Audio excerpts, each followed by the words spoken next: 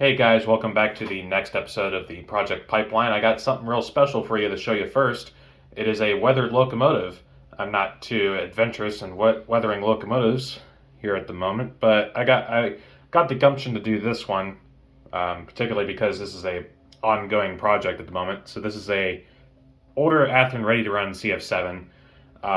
They don't make these anymore because supposedly the tooling is damaged. So, and there's the box. It comes in the slightly older blue and yellow box there. Um, so yeah, these are it's a locomotive that is not really, um, I'd say a lot not on the radar for being reproduced anytime soon, which is a shame because these are very good engines, but that means they are very hard to find for a decent price on the internet. So I actually found this I got this at a train show for a pretty good price. And since then, it's had lock sound installed. And just as I said recently, I got the idea to weather it. So I used pictures from one of my books here for a slightly older in service CF7. Santa Fe dumped their fleet of the converted F7s in the early 80s.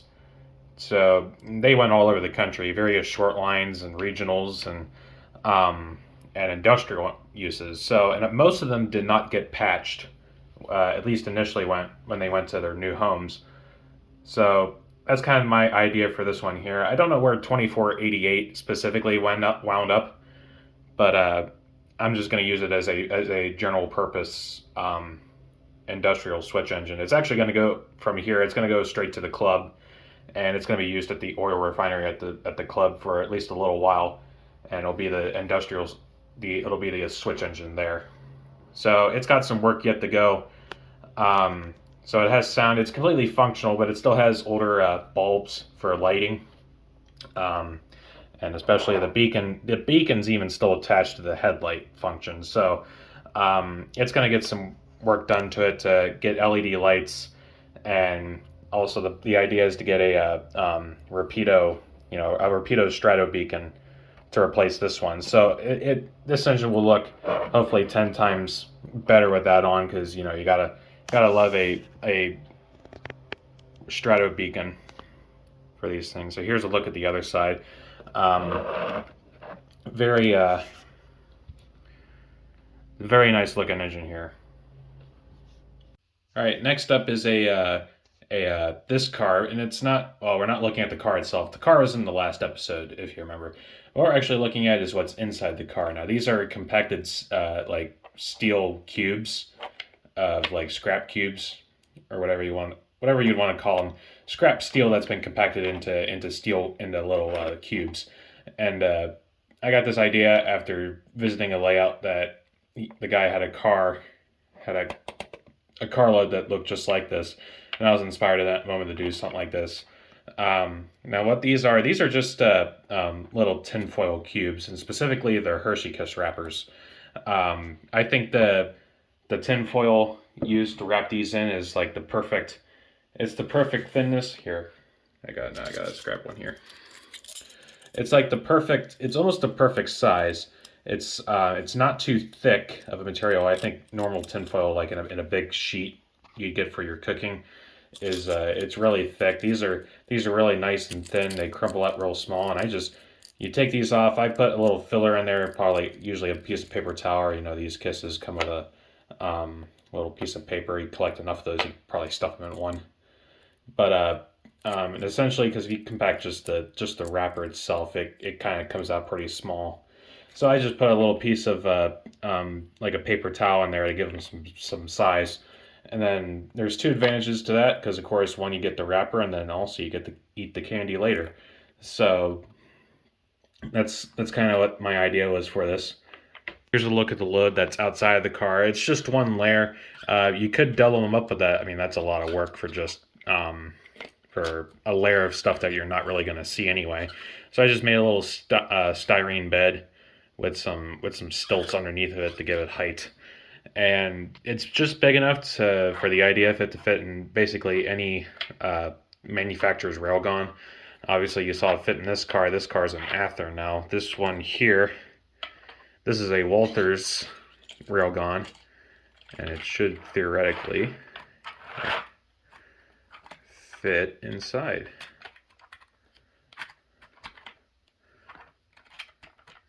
And there you go. So here's a car I've been wanting to do for a while. This is a Walthers X Santa Fe bi-level car. This is specifically, well, I think it's actually a step-down car, because I think the passengers are facing, I think some of them are facing the wrong way, but this would be a former Santa Fe Highliner car, and were used to transition between the single level and bi-level equipment on the Santa Fe's El Capitan and Super Chief sets. So what we got here is a Amtrak coach dorm car, and these cars were used on the Super Chief throughout the 90s, so this is kind of a prominent car to have in the consist. Now, there's still some work to go. I got all the stripes done, and the windows cut out, and the trucks were painted black. And there's some other things that I wasn't able to do. For one thing, the coach dorms, Amtrak modified them. These first 4 windows here on the forward section of the car were actually reduced in size, and though that would require some really major surgery, and it's something I can live without. It's nothing too major. And then also Amtrak, of course, removed the Santa Fe name boards and the little number board here. They removed all that. However, because of the way these Walther cars are made, there's actually little pinholes behind these, and then they glue them on. So it would be insanely difficult to remove these and do it cleanly. So I can live with them being on there, but for the most part, it's looking okay. There's still some touching up to do with it, and also I still got to do the Amtrak numbers, name and the name boards on the ends, and there would be an Amtrak name board right here next to the door, and there's still some tweaking with it to go. However, I think it's looking really fantastic here, and of course it's got the signature, the step up stripe from where it goes from single level to the Superliners cars. And of course these Superliner, or the Santa Fe Superliners, they're actually just a tad shorter than an Amtrak Superliner. If you can see there, it's actually a quite noticeable difference, but it is accurate between Santa Fe Highliners and the Amtrak Superliners. So I think it's a really great look, and was definitely something neat to see on Amtrak in the 90s. And here's just a quick look at the other side. Pretty much the same story. There's just a couple more windows that needed to have the decals cut out of them. And yeah, so we'll do some more work on this. Probably get back to you when we get done with that. Here's another rather quick project I just wrapped up here. This is a wow, this is an older roundhouse boxcar. This is Ashley Drew Northern 50-foot rail box. Just had some quick rust work done to it. Some powders on the doors and on the ends for the kick up dirt and such. So nothing too complicated. I just replicated from some pictures of these AD and N cars. They got it. Of course, the doors are white. They got pretty rusty, real bad, and your typical rust on the sides where the doors beat up the sides of these box cars. Here's a look at the other side. Pretty much the same story. So yeah, just a combination of acrylics. For the rust, I just do a let's see here. I just do a combination of, first I do like a layer of the chestnut, and that's like the very bright color, and then I just layer it on from there. Then I do the brown oxide, and then burnt umber for the very intense dark rust. So it's just a combination of all 3 of them colors layered on in various areas to create the heavy rust effects that I go for. All right, so I wanted to show off one of these brand new 68-foot bulkhead flat cars from Walthers.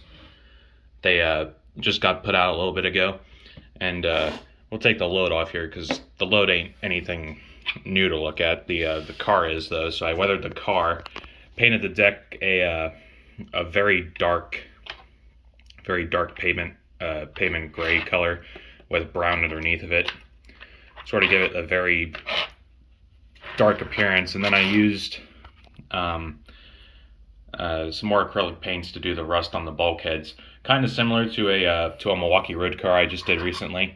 However, this one has even darker rust. So I actually used black on top of the mix of browns that I used to layer up the rust. So one of the final colors in there is black, and it gives it a much darker rust appearance. It's the first time I sort of started doing that, using black for the rust, and I think it turned out all right. So this was just kind of like another run-of-the-mill car with some rust along the sides of the car. And we'll take a look at the other side, because the other side also has a couple larger rust spots along the side here. So, all right, so I took a break from weathering stuff, and what I got here are 4 Intermountain 2-bay cement hopper kits that I just spent the past couple days putting these 4 cars together. So they'll be up for weathering probably next, but I haven't gotten time to do that yet. I want to test run all 4 of these cars at the club here this weekend. So I've been inspired recently to with these little cement hoppers to put together a big old cut of cement cars. So it's more or less what I got going on here with these. I got some other cars here off to the side. I got this, Jesus, roll away, why don't you? At least they roll very well. So I got a Missouri Pacific and a BN car. This is an Athearn car I bought at a train show a little while ago.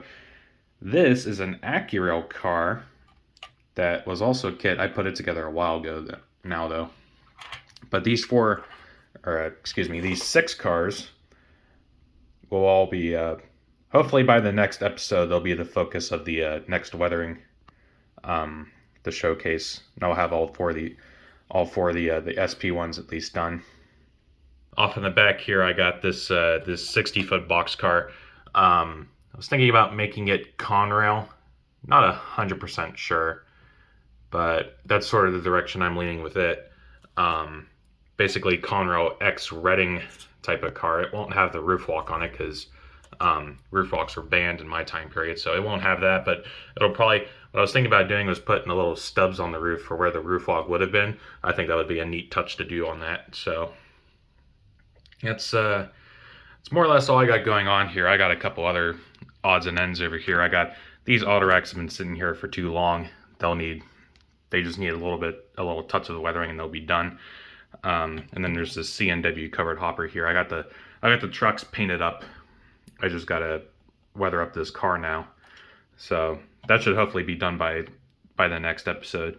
And I got this pile of these are tie bundles back here that I've been slowly working on these. I got them. If this will focus here, it probably won't focus.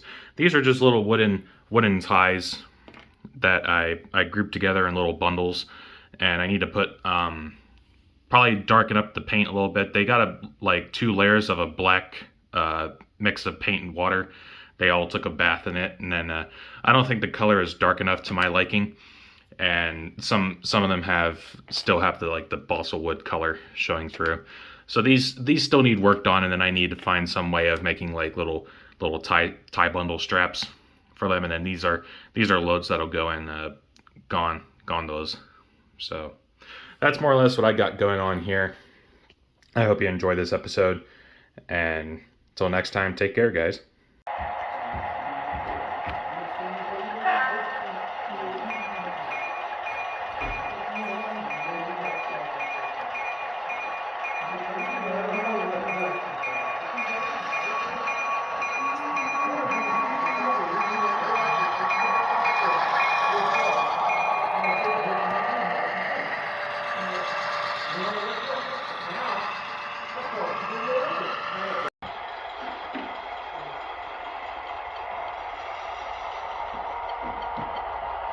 I do.